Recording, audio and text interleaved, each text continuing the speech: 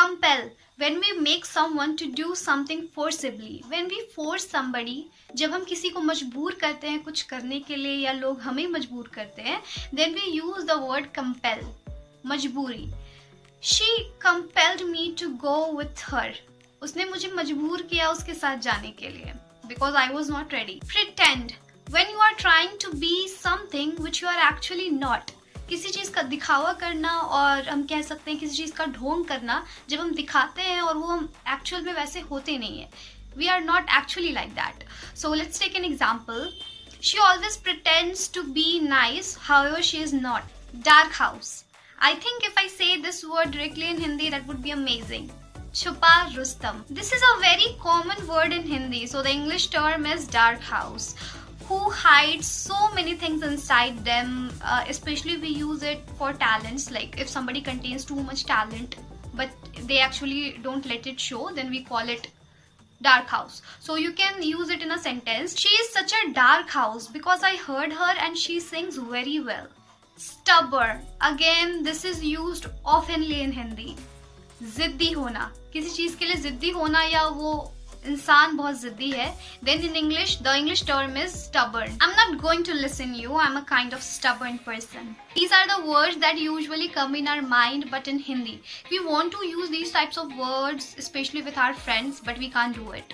You want to make an impression on them, you want to gain some attention from your friends. So in this video I'll be making you understand 20 more useful come advanced words like these that will really help you in your speaking, and you can also sound quite impressive while talking to your friends, family, anybody. Hey everyone, I'm Tanya. Welcome to my channel and welcome back to my channel.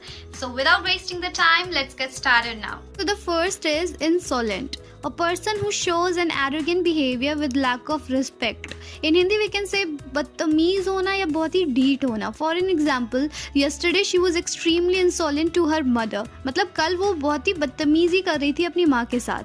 Now you have to take care of the word when you are using it. When you are using insolent, you will have to add to after that. Insolent to should be highlighted. Now the next one is negligence. Negligence, it is equivalent to a careless person. वो जो बहुत ही लापरवाह से कोई काम करे या बहुत ही लापरवाही से करे. So here is an example. This has happened because of your negligence. मगर इसका मतलब है ये हुआ है आपकी लापरवाही की वजह से. Now the next is bossy होना. So no, bossy. When a person acts superior than anybody, जो केवल अपनी चलाने वाला या अपने आप को बहुत ही superior समझता हो. So you can use the word bossy. So for a sentence we can say stop being so bossy. बहुत ही bossy बनना बंद करो. Now the next is screw up. Screw up, कुछ गड़बड़ करना या कुछ बहुत ही बिगड़ जाना या किसी चीज़ का लॉस हो जाना. Loss of something. Example, he fully screwed up my time. Now you can notice here I have added ed because this depends on the verb forms that you are using. Screw up, the past tense will be screwed, ed should be there. Now again the past participle is screwed up. So accordingly you will have to use here. Now the next is lenient. Lenient, to be kind to somebody or to something. बहुत ही kind होना, बहुत ही in Hindi you can say उदार होना.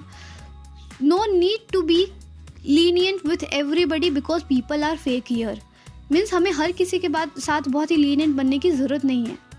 Next is consent. Consent, agreement on something of someone. मतलब किसी चीज़ की सहमति होनी चाहिए वहाँ पे किसी दूसरे इंसान की, या सहमति directly you can say.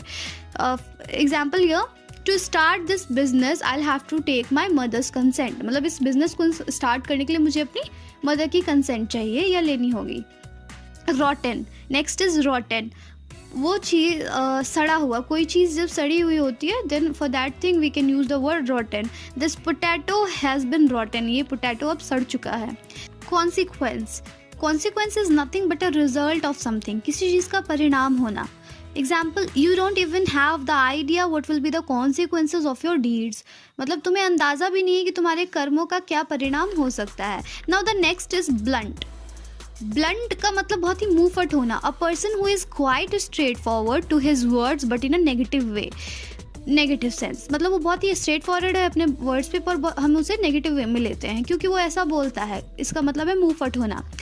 Here is an example. He is such a blunt person. It would be better if you don't talk to him. Next is overmorrow. It means day after tomorrow. आने वाला परसों.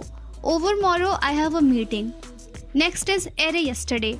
Day before yesterday. यानी वो परसों जो बीत चुका है. I met her array yesterday in an event. मतलब मैं उससे परसों मिला था एक इवेंट पे.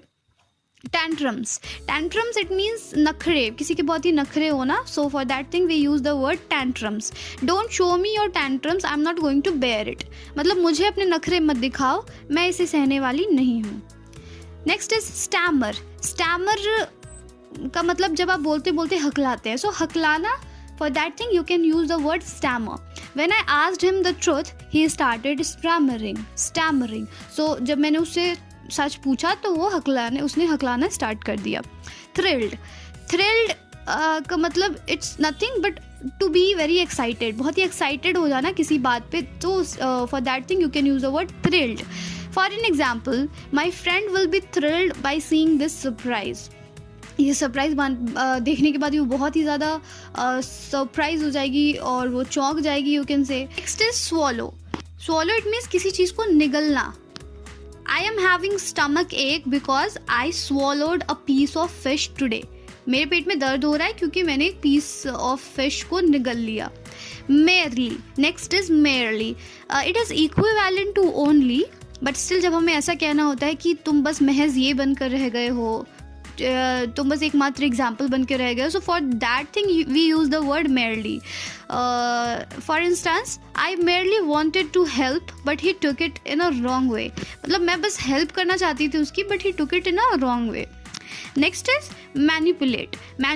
It means to control or handle someone by your words. किसी को बहलाना फुसलाना अपनी बातों पे. For that thing we use the word manipulate. Here is an example. Don't get manipulated by people so easily because people try to manipulate. अगर हमें अपने बातों में फंसाने की कोशिश करते हैं तो हमें इसका ध्यान रखना चाहिए, हमें manipulate नहीं होना चाहिए. Next is essential, which is extremely necessary. जो आप हिंदी में कह सकते हैं कि बहुत ही महत्वपूर्ण हो, वो चीज़ बहुत ही इंपॉर्टेंट हो, extremely necessary. For an example, speaking is an essential activity to learn any language. Speaking बहुत ही इंपॉर्टेंट एक्टिविटी है when you are learning a language. The last is rely means किसी पे भरोसा करना, टू ट्रस्ट ऑन समथिंग और someone. For instance, I rely on you, therefore I'll follow all your suggestions. मैं आप पे भरोसा करती हूँ, I trust you, इसीलिए मैं आपके सारे suggestions मानूंगी. I hope you liked the video. Meet you soon in the next video. Thank you.